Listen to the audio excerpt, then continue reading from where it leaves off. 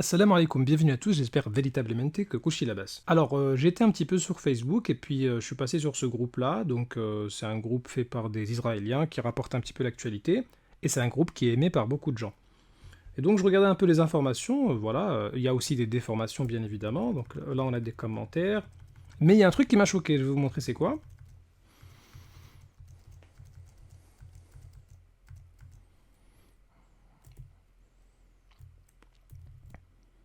Voilà ce qui m'a choqué. J'arrive ici et en fait c'est une sourate du Coran.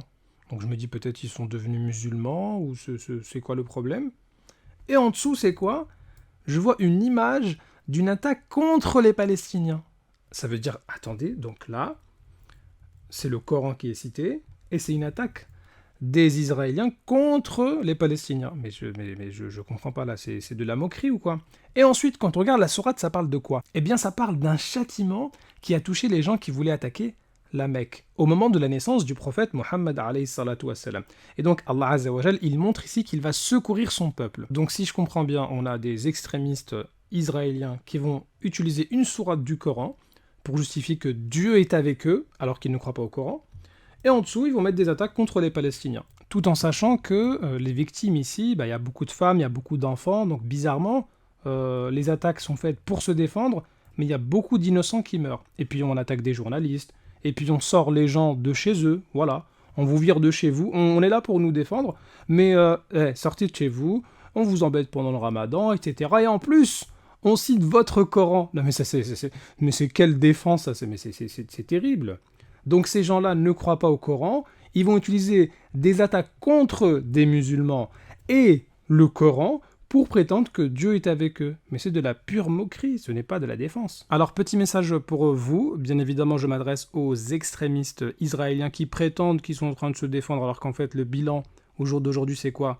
219 morts, dont 63 enfants, vous imaginez 63 enfants qui meurent, parce que les gens prétendent se défendre, alors que c'est eux qui commencent à attaquer, c'est eux qui sortent les gens de chez eux, ils les virent, ils sortent les gens de leur mosquée, et bilan, 63 enfants. Mais ils sont en train de se défendre, et puis là, voilà, ils se défendent aussi en citant le Coran, c'est très bien. Sauf que le Coran, faut bien le citer, parce que vous avez cité cette sourate qui est ici, mais juste avant, Wailun li kulli humazatil lumaza, malheur à tout calomniateur, diffamateur.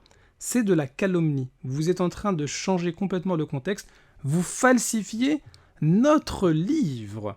Donc juste avant, vous avez la menace, parce que là, Allah Azza wa Jal, il menace dans l'au-delà. Attention, le feu ici, là, c'est pas le même que celui qui est là. Donc attention aux mensonges. En fait, on a l'impression que ça suffit pas de voler les maisons des gens, les terrains des gens. On veut aussi voler le Coran des musulmans. Donc ça, c'est étonnant. Deuxièmement, vous considérez que cette sourate-là est vraie. Mais la page d'après dit quoi? Inna sha'ni'aka huwal abtar. Tous ceux qui détestent le prophète, wassalam, ce sont eux finalement qui vont disparaître. Alors que les suiveurs de Mohammed, wassalam, ils resteront. Donc, vous êtes d'accord avec ça? Eh bien, considérez que Mohammed wassalam, est un vrai prophète. Pourquoi vous ne le dites pas? Donc, ces gens-là, ces extrémistes, bien évidemment, je ne parle pas de tout le monde, mais ces extrémistes-là, eh bien, ce sont des menteurs. Ils falsifient le Coran. Mais c'est normal qu'ils vont falsifier la vérité. Non, non, on est là, on fait que se défendre. Mais comment vous expliquez que plus d'un quart de ceux que vous tuez, c'est des enfants? Mais c'est quelle défense, ça? Alors bien évidemment, il ne faut pas confondre extrémistes sionistes avec les juifs. Là, on parle de ces gens-là, de ces extrémistes israéliens qui font n'importe quoi et qui sont condamnés non seulement par les musulmans, mais aussi par les non-musulmans et même par les juifs eux-mêmes.